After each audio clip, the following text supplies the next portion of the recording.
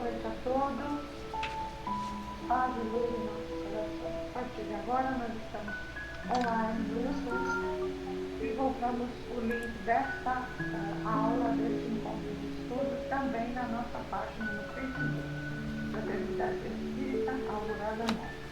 As aulas ficarão gravadas aqui no YouTube, caso alguém não consiga acompanhar online. Dúvidas? As perguntas podem ser colocadas no chat e depois o companheiro Geraldo vai passar, tá? Então vamos lá, Lucineide, com a nossa prece de elevação. Uma boa noite a todos muito bem-vindos. E é com um sentimento de muita gratidão por estarmos aqui reunidos nesta noite, que nós vamos elevar os nossos pensamentos, os nossos sentimentos, agradecidos a toda a espiritualidade amiga que está presente, e agradecidos também ao nosso querido Mestre Jesus, que tanto nos auxilia, que tanto confia em nós, que nós possamos aproveitar bem os ensinamentos que serão tratados neste encontro de hoje. Que os nossos olhos, os nossos ouvidos, o nosso coração esteja muito atento para internalizar, para assimilar e compreender tudo que é tão importante e necessário para o nosso crescimento, para a nossa evolução, para o nosso convívio social e espiritual. E assim, agradecidos ao Pai Criador, agradecidos por estarmos aqui hoje, por ser o que somos, por ter o que temos. E a Ti, Pai, nós louvamos com a prece.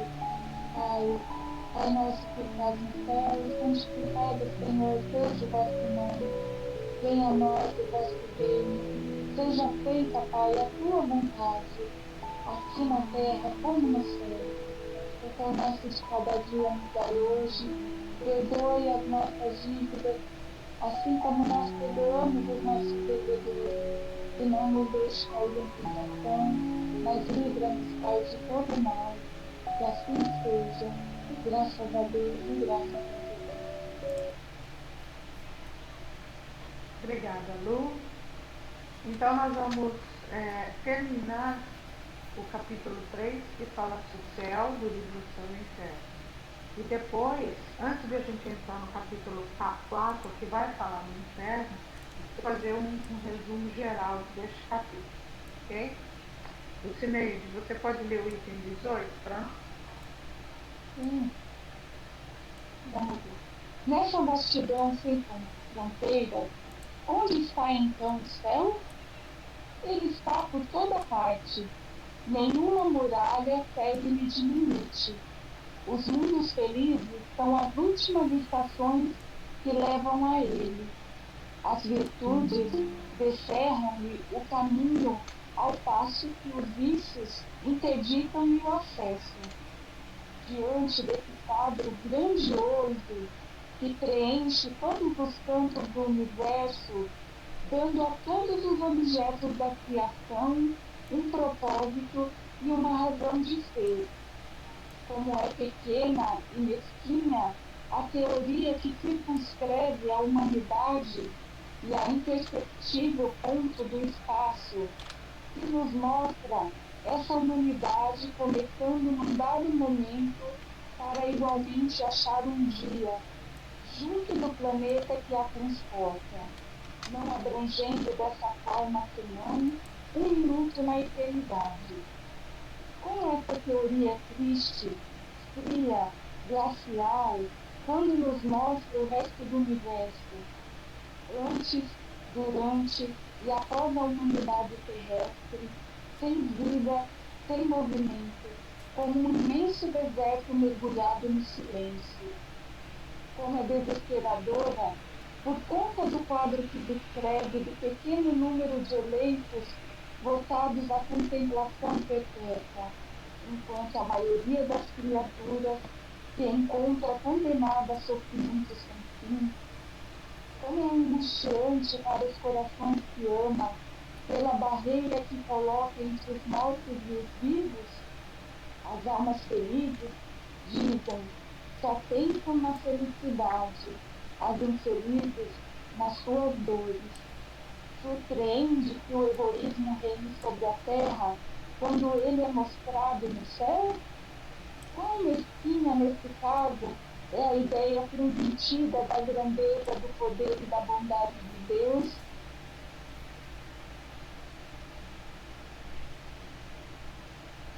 Quão sublime, em contrapartida, é a ideia que o Espiritismo nos dá, como seu ensinamento enriquece as ideias e amplia o pensamento. Mas quem diz que ela é verdadeira? Em primeiro lugar, a razão, a seguir, a revelação e, por fim, sua concordância com o progresso da ciência. Entre essas duas teorias, uma das quais deprecia e a outra amplia os atributos de Deus, uma está em desacordo e a outra em harmonia com o progresso. Uma fica para trás, enquanto a outra marcha adiante. O bom senso diz de qual lado se encontra a verdade. Ao confrontar as duas, que cada uma consulte em seu íntimo suas aspirações e uma voz interior vai responder-lhe. Tais aspirações são a voz de Deus, que não pode enganar os homens. Nossa, muito lindo, hein? É, Lindo e profundo, né? isso mesmo. Magda, boa noite. Você pode ler a 19 pra gente? Boa noite, Mari. Posso? Mas então, por que Deus, desde o princípio, não lhes revelou toda a verdade? Pela mesma razão que não se ensina à infância o que se ensina à idade madura. A revelação restrita era suficiente durante um certo período da humanidade. Deus a proporciona às forças do Espírito. Aqueles que recebem hoje uma revelação mais completa são os mesmos espíritos que já receberam uma parcela em outros tempos, mas que depois cresceram em inteligência. Antes que a ciência tivesse revelado aos homens as forças vivas da natureza, a constituição dos astros, o verdadeiro papel e a formação da Terra, teriam compreendido a imensidade do espaço, a pluralidade dos mundos?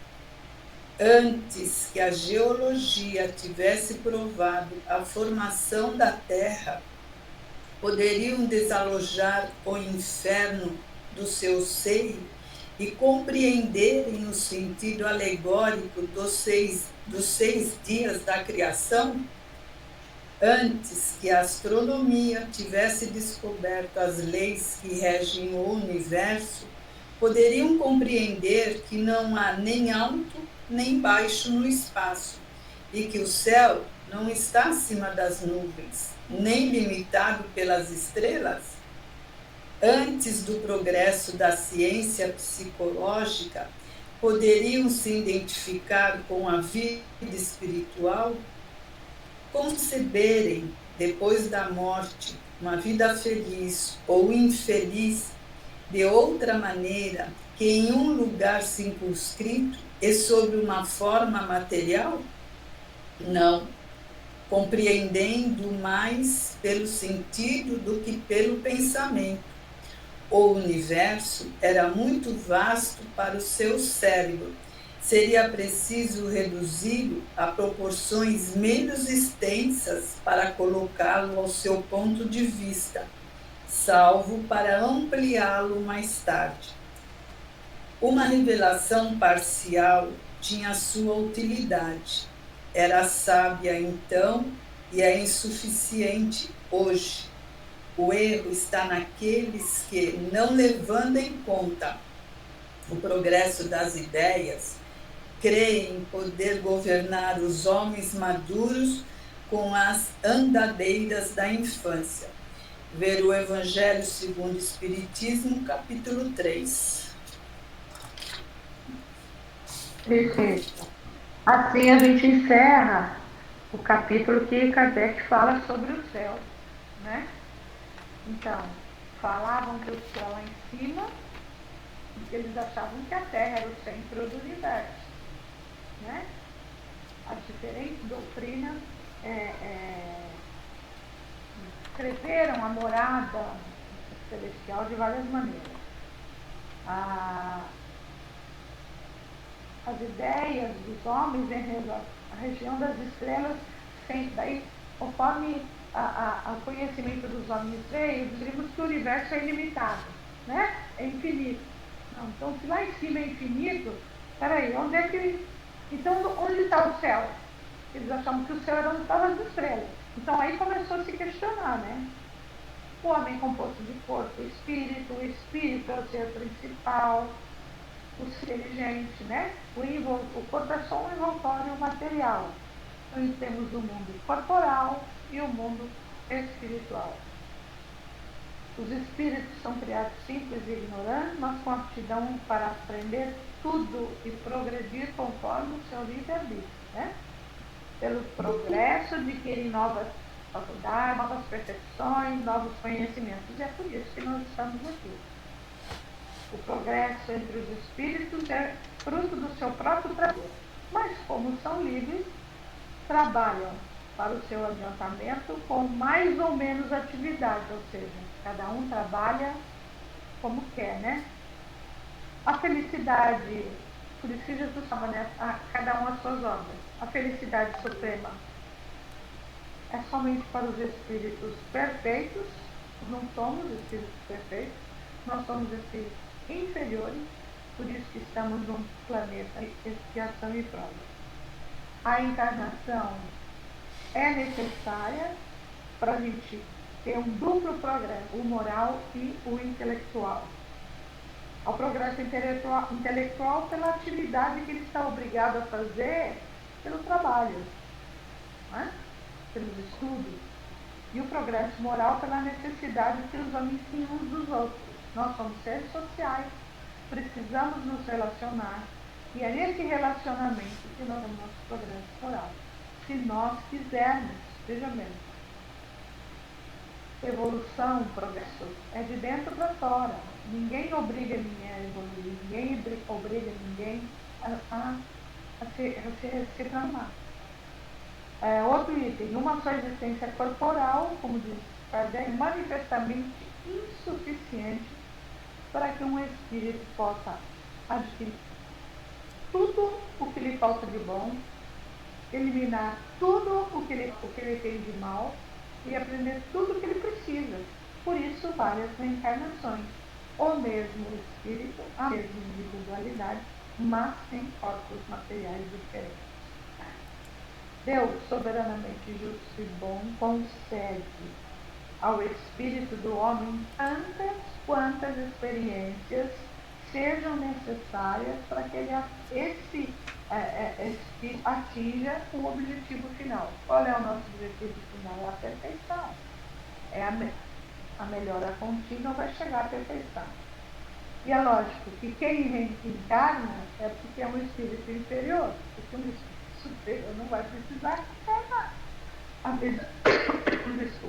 medida que nós vamos melhorando o nosso nível de desenvolvimento espiritual, de mudança moral, nós vamos diminuindo também a quantidade de encarnações. Tá?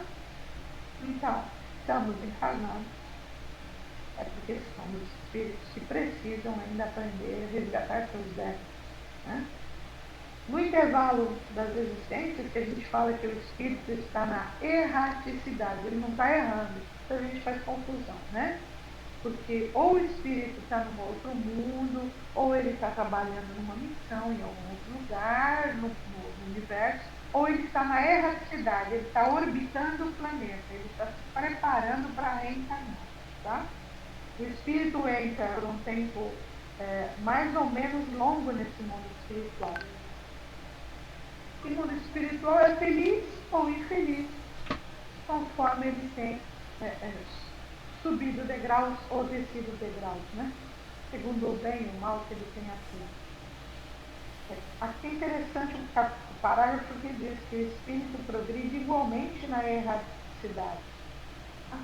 Lá ele adquire conhecimentos especiais que ele não pode conseguir na Terra. Isso tudo vai para a sua bagagem individual. Tá? O que é interessante é que lá na erraticidade as ideias do espírito não se modificam. Ele é ele mesmo. Nós seremos nós, o que somos de hoje. Nosso caráter, tá? a nossa característica, o que vai desmanchar é o corpo material, mas quem nós somos na nossa essência vai continuar lá. Na realidade, o estado coral e o espiritual são para o espírito fonte de dois gêneros do progresso, progredir lá quanto progredir. A reencarnação pode acontecer na Terra ou em outros planetas, em outros mundos, alguns mais usados, se nós estivermos em condições evolutivas para tanto, ou em mundos menos avançados do que esses que estamos aqui agora, se nós não conseguirmos abrir o padrão da grande maioria da população. Eu vi uma mensagem hoje, esqueci o nome da pessoa, falando sobre uma conversa que ele teve com o Chico Xavier sobre o planeta Quiron, né? Que tem a ver também com o Nibiru, tá? Que é o planeta que é fora do nosso sistema solar, ou seja, fora da Via Láctea, mas que tem todas as características do nosso planeta. Muita água, calor, vegetação, né? E os espíritos lá estão no estágio primitivo, tá? Como se fosse almas das cavernas, tá? Quase na beirinha de virar um homo sapiens, a gente pode falar assim. E é para esse orbe que os espíritos que estão renitentes, ainda que não aprenderam, né? Especialmente os espíritos autoritários, os espíritos de dores, os espíritos que estão renitentes no mal, vão reencarnar. Então eles vão desencarnar aqui, no tempo deles, e vão encarnar lá. Lá para esse planeta Quiron, eles serão uma bênção. Certo? Por quê? Porque eles vão dar o salto de evolução que os seres que estão encarnados lá precisam. Certo? Como os seres, como os irmãos de Capela, né? do planeta Capela, fizeram para conosco quando eles passaram foram transferidos para cá. Né? No livro Exilados de Capela, isso é explicado muito bem de Edgar Armand. Então, Capela, os espíritos já tinham atingido o limite, não tinham atingido o limite mínimo do poder, não conseguiam, tinham muito conhecimento científico, né? Muito conhecimento tecnológico, mas moral não continuou. Então, eles foram transferidos para cá para reencarnar aqui. E aqui no nosso plano, no nosso planeta vai acontecer a mesma coisa. E o Chico Xavier era assim para nós. Né? Eles vão ficar, a esses espíritos que estão nascendo agora, vão ter oportunidade até 2057. A partir de 2057, não vai mais reencarnar espíritos que não tenham se transformado moralmente. Porque a partir mais desse ano, daquela década, né?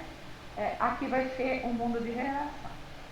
Então, a hora que desencarnou, beleza, evoluiu moralmente, evoluiu intelectualmente, reencarna na Terra no planeta mineral. Não conseguiu, vai para Quiron. E daí vai ser uma bênção no planeta Quiron. É muito interessante essa resposta do Chico Xavier, que é uma pessoa que a gente não pode, a gente tem muita credibilidade para o que ele passou, né? Que ele fala. Outro item, a felicidade dos espíritos não consiste na ociosidade contemplativa de quem está tocando arquinho, né? Muito pelo contrário, os espíritos lá do outro lado, eles são extremamente ativos, a atividade é constante, porque é uma atividade que tem cansaço físico, porque o que cansa é o corpo físico, lá não tem corpo físico, e a atividade é de ajuda ao semelhante, né?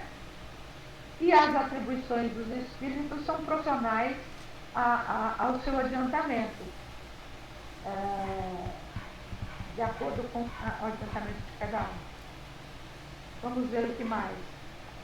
Todas as inteligências concorrem à obra geral, em qualquer grau que tenham chegado, e cada uma na medida das suas forças. Uma no estado de encarnação, outras no estado de espírito. Ou seja, todos nós, ora estejamos encarnados, ora estejamos como espíritos, todos, qualquer um, até aquele que a gente acha, nossa, esse aqui tinha de desencarnar, isso aqui não. Todos contribuem para a ordem geral, de acordo com o seu estado de evolução. Só que na espiritualidade e no mundo regenerado, a felicidade não é pessoal, porque não existe felicidade pessoal, e sim a felicidade coletiva, né? Não seria felicidade se a gente não pudesse contribuir e compartilhar também com outros. Então, no mundo regenerado, essa vai ser a felicidade que se buscará, a felicidade compartilhada. Posso ser feliz, eu já falei até interessante. Enquanto ao meu lado tem choro, tem fome, tem sofrimento, né? Eu preciso trazer isso à minha volta total, para que eu possa ser feliz, né? Deixa eu ver o que mais.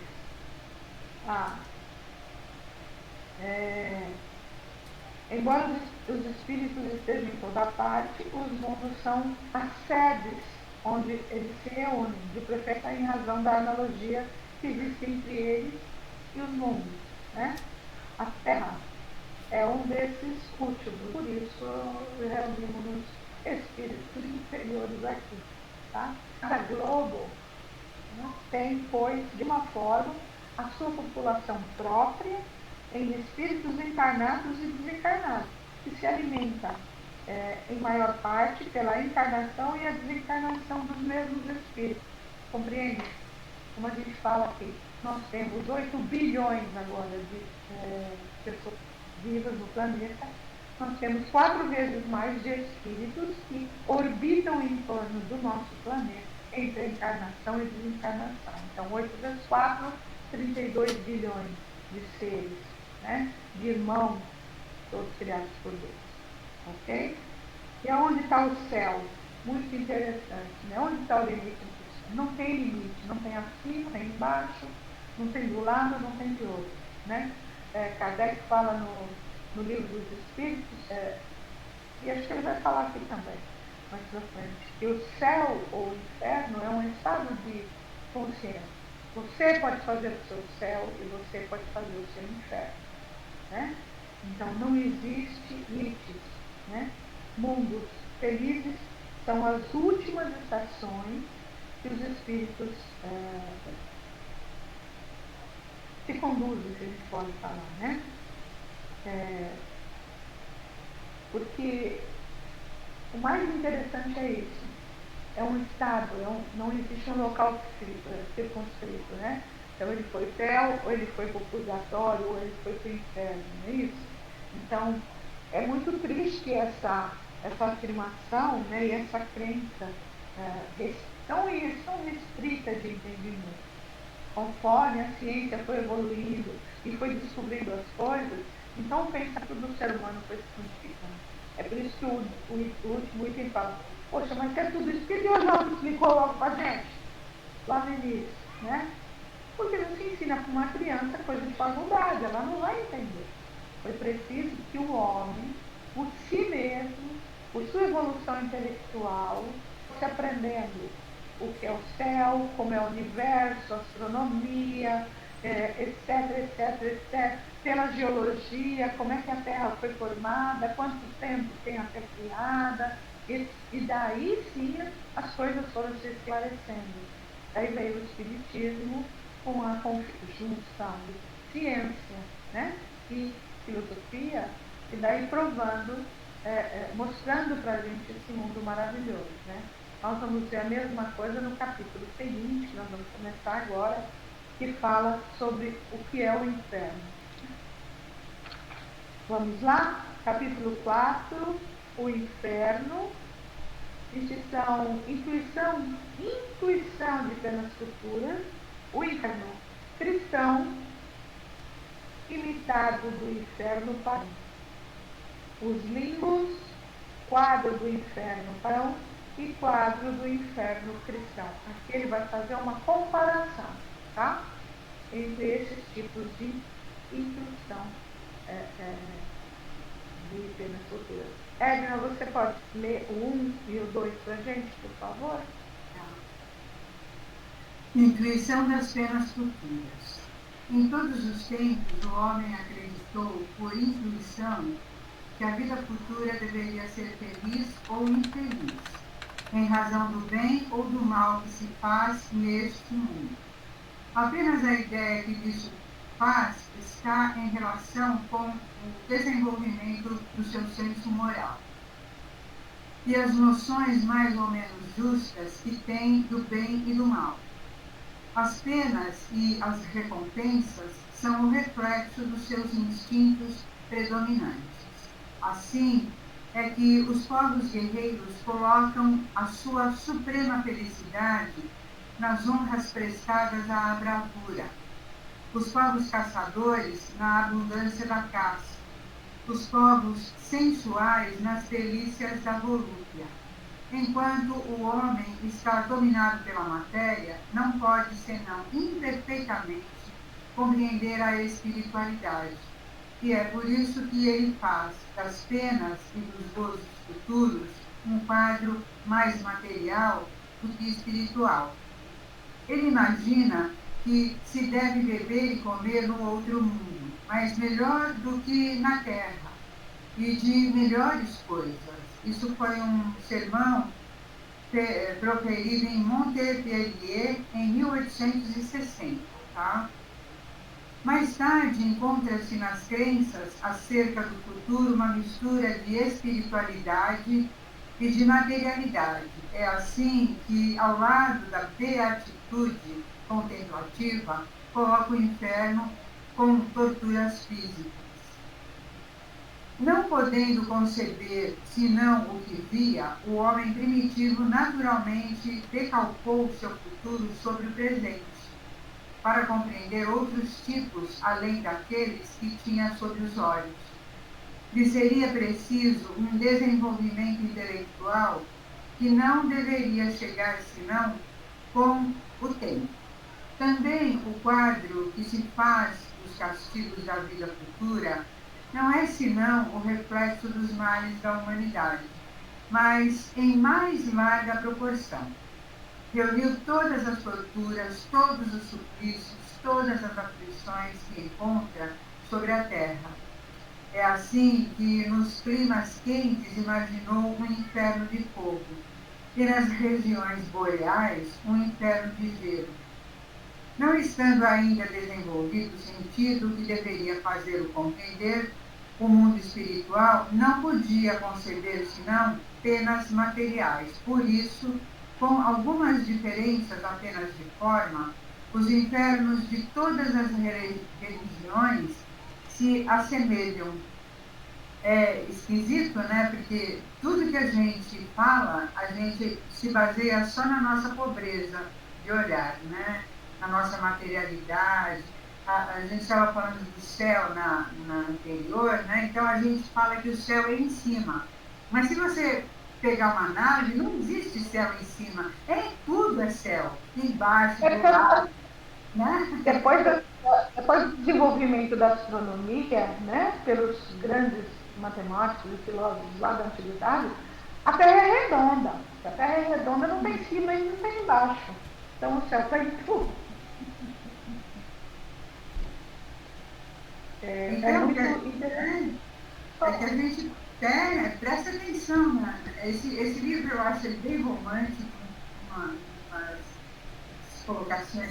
faz, né? Às vezes parece o boleto de Leon Denis, que é super romântico. Mas ele é muito legal, né? A gente precisa olhar como é que a gente era, né? Onde nós estamos chegando. Mas, assim, tem muita gente em volta de nós que ainda está nessa situação aí. E ainda está nesse estado de estar, né? Lá nos antigos, depois da era medieval, né? Como eles não entendiam, não tinham nem conhecimento para entender como era o inferno, como é que eram as penas, as culturas, os gozos, eles imaginaram tudo igual à matéria. Então o inferno era um local, vocês vão ver ali mais para frente, era um local terrível e as pessoas que faziam mal elas viviam sendo torturadas pelos carrascos. Mas se é espírito, como é que vai bater? Como é que vai botar no caldeirão de água fervendo? Né? Eles fizeram toda a correlação com o mundo material que eles tinham. E não existem, os infernos de todas as religiões se assemelham. E nós vamos ver que, pelo Espiritismo, o inferno não existe. Tá? Lucineide, você pode ler o 3 e o 4, o inferno cristão imitando o inferno pagão. Vamos lá. Vamos lá. O inferno dos pagãos, descrito e dramatizado pelos poetas, foi o modelo mais grandioso do gênero.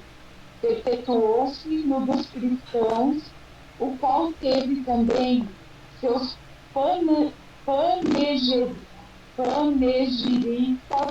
poéticos, comparando-os, encontrou-se neles, exceto os nomes e algumas variantes nos detalhes, inúmeras analogias, num e no outro, o fogo material é a base dos tormentos, porque é o símbolo dos mais cruéis sofrimentos.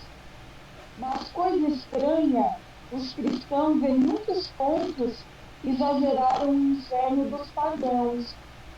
Se estes últimos tinham no deles o tonel das Danaídes, a roda de Ixion, o rochedo de Sísifo, eram suplícios individuais.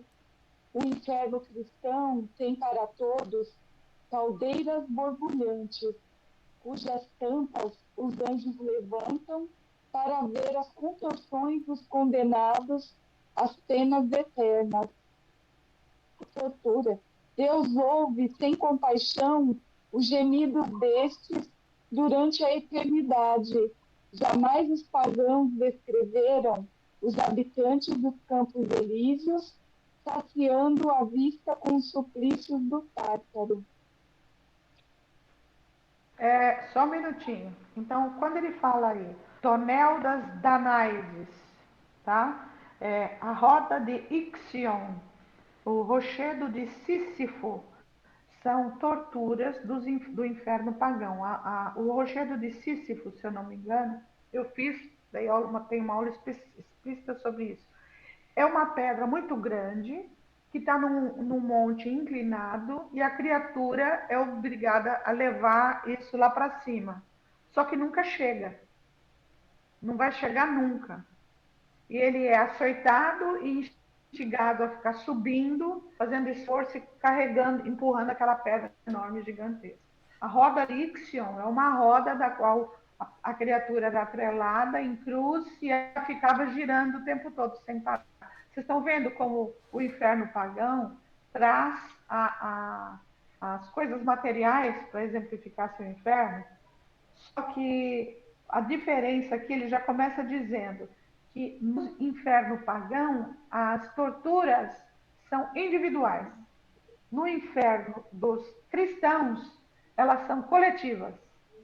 Então, o caldeirão, lá onde as pessoas caíam na água fervente, eram várias pessoas que estavam ali, né?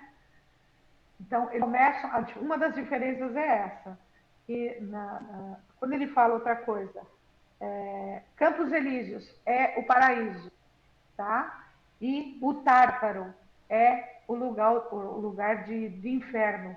Isso para os pagãos, aqueles que não acreditavam, tinham várias deidades, né? Acreditavam em vários deuses. Pode continuar para a gente, Lu. Tá. Eu só fiquei imaginando como seriam esses anjos observando todo sendo torturado. Que anjos são esses? Meu Então, Deus. tanto é, por isso que era inferno dos pagãos, né? Bora lá. Bom, como os pagãos, os cristãos têm seu rei dos infernos, que é Satã, com a diferença de que Plutão se limitava a governar o sombrio império que lhe tocara na partilha, mas não era malvado. Retinha em sua casa aqueles que haviam cometido o mal, porque essa era sua missão, mas não procurava induzir os homens ao mal, para ter o prazer de fazê-los sofrer, ao passo que Satã recruta em toda parte vítimas que se compraz em fazer atormentar pelas suas legiões de demônios armados de, de forçados para, acho que deve ser forçados, né? Para É, agitar no fogo. Faltando aqui o discutiu-se, mesmo seriamente, sobre a natureza desse fogo que queima incessantemente os condenados sem jamais os consumir. Perguntou-se se era um fogo de betume. O inferno cristão não fica, portanto, a dever nada ao inferno pagão. então, aqui está uma explicação do inferno pagão. Apesar de ser o Satã que governa o inferno, o cristão, ele é dividido com o Mercúrio. Não é dividido entre os dois. Mercúrio faz o quê? Retém com ele quem fez o mal. Só isso. Satã não. Além de pegar aqueles que fizeram mal, fica judiando deles, atormentando eles. Entendeu? Nossa, uma coisa horrorosa, né? Eu imagino na época dessas crenças fortes, porque nós vemos gente que talvez pense assim também, né? Entenda assim. O que levaria uma pessoa a ser boa, honesta, caridosa com os outros, ajudar seu semelhante? Nada. Porque se ele fosse bom ou ele fizesse coisa errada, ele já. Eu vou me recuperar para quê? Eu não vou me recuperar, porque eu já vou lá mesmo, já vou ficar. Né? Fala, Edna. Não, só estou colocando o significado do forcado, porque ela falou que Ah, ela o tinha forcado. pecado. Não, tá certo. É forcado, é um instrumento da agricultura, você colocou aí, tá? Isso, É como o espeto, lembra que era a história do espeto? exatamente.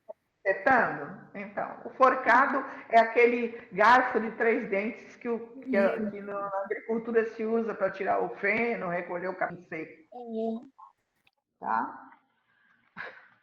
Cada um. Magda, você pode ler os 5 e os 6 para a gente? Leio sim. As mesmas considerações que, entre os amigos, fizeram localizar a morada da felicidade, fizeram também Antigos, circunscrever. tá? Magda, é entre os antigos. Perdão, as mesmas considerações que, entre os antigos, fizeram localizar a morada da felicidade, fizeram também circunscrever o lugar dos suplícios.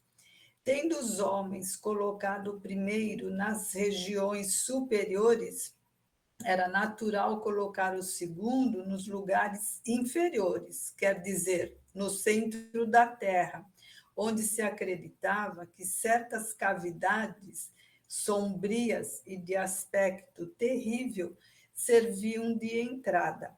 Foi aí também que os cristãos, por muito tempo, localizaram a morada dos condenados. Anotemos ainda, a esse respeito, uma outra analogia. O inferno dos pagãos continha, de um lado, os campos elíseos, e de outro, o Tártaro, o Olimpo, morada dos deuses e dos homens divinizados. Estava nas regiões superiores. Segundo a letra do Evangelho, Jesus desceu aos infernos, quer dizer, aos lugares baixos, para daí tirar as almas dos justos que esperavam a sua vinda. Os infernos não eram, pois, unicamente um lugar de suplício, do mesmo modo que entre os pagãos estavam também nos lugares baixos. Igual ao Olimpo, a morada dos anjos e dos santos estava nos lugares elevados. Colocaram-na para além do céu das estrelas, que se acreditava limitado. Essa mistura de ideias pagãs e de ideias cristãs nada tem que deva surpreender. Jesus não podia, de repente, destruir as crenças enraizadas. Faltavam aos homens os conhecimentos necessários para conceberem o infinito do espaço e o número infinito de mundos. A Terra era para eles o centro do universo. Não lhes conheciam nem a forma, nem a estrutura interna. Tudo lhes estava limitado ao seu ponto de vista. Suas noções de futuro não poderiam se estender além dos seus conhecimentos. Jesus se encontrava, pois, na impossibilidade de iniciá-los no verdadeiro estado das coisas, mas, por outro lado, não querendo sancionar com a sua autoridade os preconceitos existentes, absteve-se, deixando ao tempo o cuidado de retificar as ideias. Limitou-se a falar vagamente da vida feliz e dos castigos que esperam os culpados, mas em nenhuma parte em seus ensinamentos encontra-se o quadro de suplícios corporais dos quais os cristãos fizeram artigo de fé. Eis como as ideias do inferno pagão se perpetuaram até os nossos dias. Foi preciso a difusão das luzes nos tempos modernos e o desenvolvimento geral da justiça humana para lhes fazer justiça.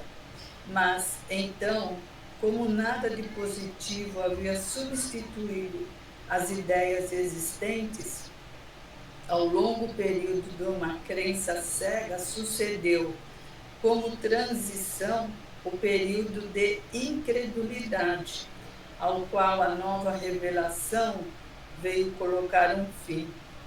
Era preciso demolir antes de reconstruir, porque é mais fácil fazer aceitar as ideias justas àqueles que não creem em nada, porque sente que lhes falta alguma coisa, do que àqueles que têm uma fé robusta no que é absurdo.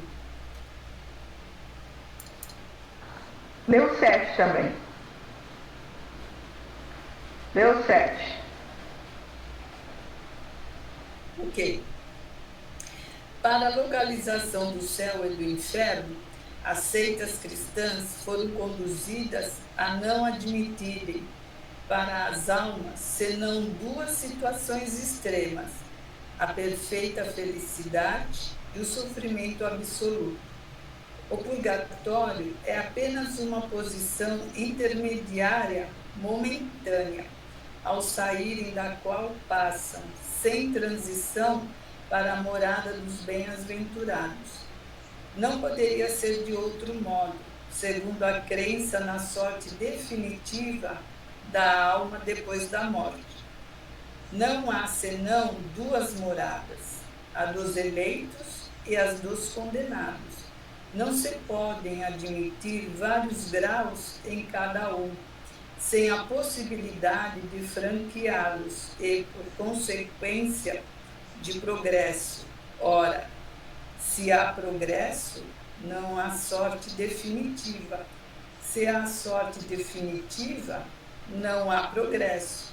Jesus resolveu a questão quando disse: há várias moradas na casa de meu Pai. É bem poético mesmo, aí você não tem razão, né? Então essa primeira comparação, né? O inferno cristão imitando o inferno pagão. O que diz esses últimos livros, né? Que era preciso demolir para reconstruir. Isso não se faz devagar. Por que Jesus não falou isso logo na época? Porque eles não estavam preparados para isso. Eles tinham desavenças entre eles, misturando crenças em um Deus só, crenças em vários deuses. Então eles tinham aquela confusão toda lá na época, o povo hebreu, né? Que é o povo judeu. Então, isso só se observe. E isso realmente eu estudei, porque eu me preparei para uma aula uma vez e eu cheguei à mesma conclusão. Não tem nada de palavras de Jesus nos evangelhos sobre isso. Não tem, nem de céu. Ele diz que os bons vão ser bem-aventurados, porque bem-aventuranças estão dizendo aquilo, né? Sem devido lugar, sairão, entretanto, de uma certa maneira, em razão do seu bom comportamento, das suas boas obras. E cumprir as bem-aventuranças. E aquele que não ouvir vai receber o castigo segundo as suas obras, vai receber a resposta, vai receber. Então, ele nunca falou disso no inferno. Foi, na realidade, a necessidade do homem de localizar um lugar físico para o inferno. Tá bom? Podemos continuar? Alguém quer fazer alguma pergunta? Uma perguntinha. Aqui no final da sexta, né, quando ele fala que o período de incredulidade, que é no tempo moderno, onde deveria... É o materialismo. Ele está se referindo ao materialismo. Né? E veio a nova revelação. Qual é a nova revelação? É o Espiritismo. Exatamente. Tá bom? Veio o período da incredulidade, porque o homem começou a desenvolver o seu pensamento, né? O seu psiquismo, e falou: pô, essa história de inferno, de purgatório, né? O purgatório é um lugar que os mais ou menos bonzinhos que ainda vão passar direto lá para cima. Não, eu não vou acreditar em nada. Daí veio o materialismo, daí aparecem os ateus, né? Os gnósticos, e etc, etc. Daí veio a relação com a doutrina espírita, tá? Clarificando para a gente o que é o céu e o inferno. Geraldo quer ler? Ou agora tem gente suficiente? Tá bom. Obrigada. Lucineide, vamos continuar aqui agora. Sandra, quer ler um pouquinho? Lê o item 8, que fala os limbos. Ainda estamos no item do inferno cristão e do inferno pagão. Então ele vai sempre fazer uma correlação, ok? Lê o item 8 para a gente. Tá bom. É verdade que a Igreja admite uma posição especial em casos particulares.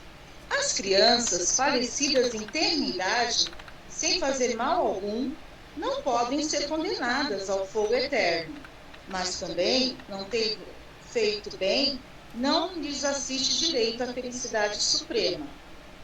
Ficam nos limbos, diz-nos a Igreja, nessa situação jamais definida, na qual, se não sofrem, também não gozam da bem-aventurança. Esta, sendo tal sorte irrevogavelmente fixada, fica-lhes defesa para sempre. Tal privação importa, assim, um suplício eterno e tanto mais imerecido, quanto é certo não ter dependido dessas almas que as coisas assim sucedessem. O mesmo se dá quanto ao selvagem, que não tendo recebido a graça do batismo e as luzes da religião, peca por ignorância, entregue aos instintos naturais. Certo, este não tem a responsabilidade e o mérito cabíveis ao que procede com conhecimento de causa. A simples lógica repele uma tal doutrina em nome da justiça de Deus, que se contém integralmente nessas palavras do Cristo, a cada um segundo as suas obras. Obras, sim, boas ou más, porém praticadas voluntária e livremente, únicas que comportam responsabilidade. Neste caso, não podem estar a criança, o selvagem e tampouco aquele que não foi esclarecido. Então, vocês vejam só, esse é um outro local que a religião católica passou, né? Não é nem o purgatório, é o limbo mesmo. Porque eles precisavam dar explicação para esses casos, né? A pessoa não fez nada de mal, mas também não fez nada de bom.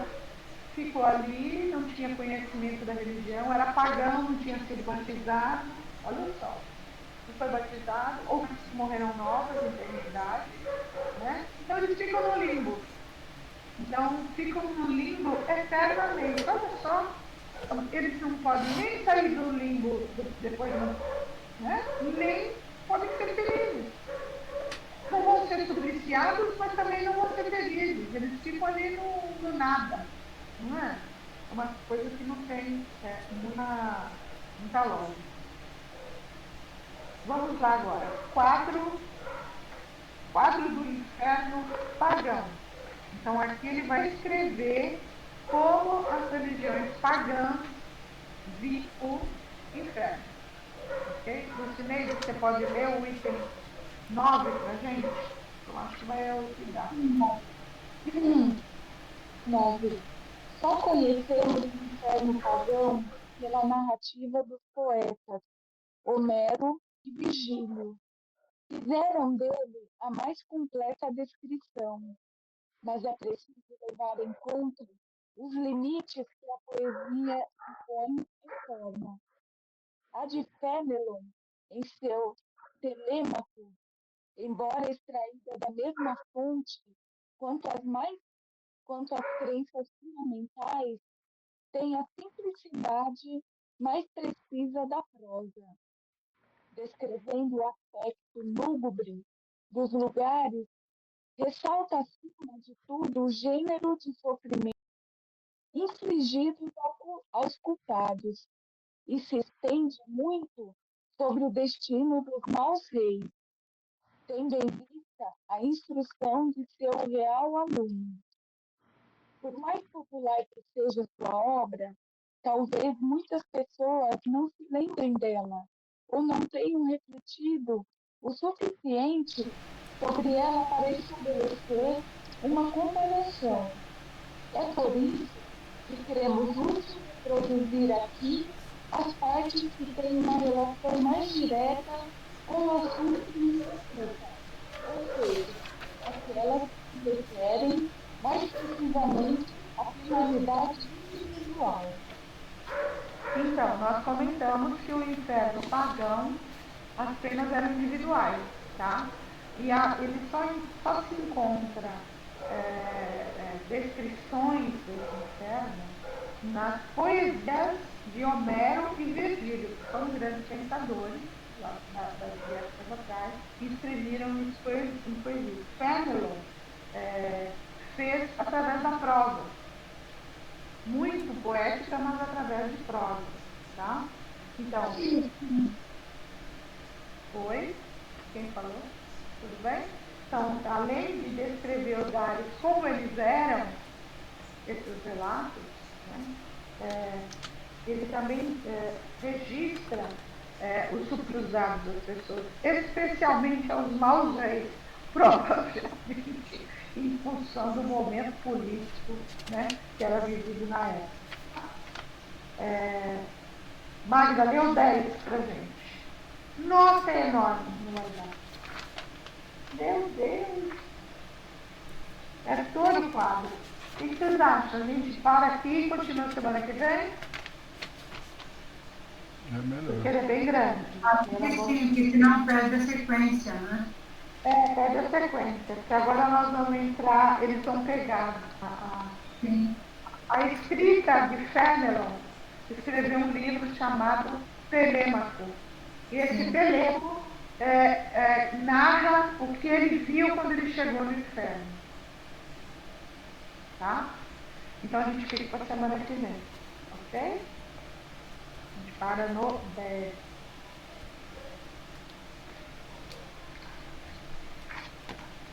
Tudo bem? Lu, você pode fazer o encerramento para a gente? Ligando o som. É bom, né? É bom ligar o microfone, né? Bom, vamos assim, caminhando para o término do nosso encontro de hoje, buscando os melhores sentimentos que há em nós, que possamos doar tudo aquilo que recebemos em formas de vibrações, e que essas vibrações possam chegar em todos os lugares onde haja necessidade. Vibremos assim pela paz universal, vibremos por todos os povos, todas as nações, em especial os que se encontram em conflitos, não só os conflitos armados, aqueles que já temos conhecimento, mas também aqueles ainda velados, para que a paz, o amor reine e adentre o coração de cada ser, para que não haja nenhuma criança, nenhum jovem, nenhum idoso em situação de abandono, perdido na sua vulnerabilidade, que eles possam ser acalentados e encontrar a paz e o amparo de que todos necessitam. Vibremos por todas as casas assistenciais e hospitalares, abrangendo toda a humanidade que sofre. Onde há aquele que está em sofrimento, seja dor física, moral ou espiritual, que a fé, o bálsamo de amor, da esperança em dias melhores, da calência nos corações. Vibremos por todos os lares, para que a paz reine em cada lar, que não haja nenhuma mulher vítima de violência, nenhuma criança, nenhum idoso, que possamos viver em paz, em harmonia, nem que seja por um instante. Viveremos por todos os nossos familiares, por todos os nossos parentes, amigos e aqueles que se vivem nossos desafetos, que possam sentir nesse momento um abraço afetuoso, com muito carinho, e vibramos assim humildemente por nós mesmos, como aprendizes e trabalhadores que somos, que possamos estar juntos na próxima semana. Graças a Deus e graças a Jesus.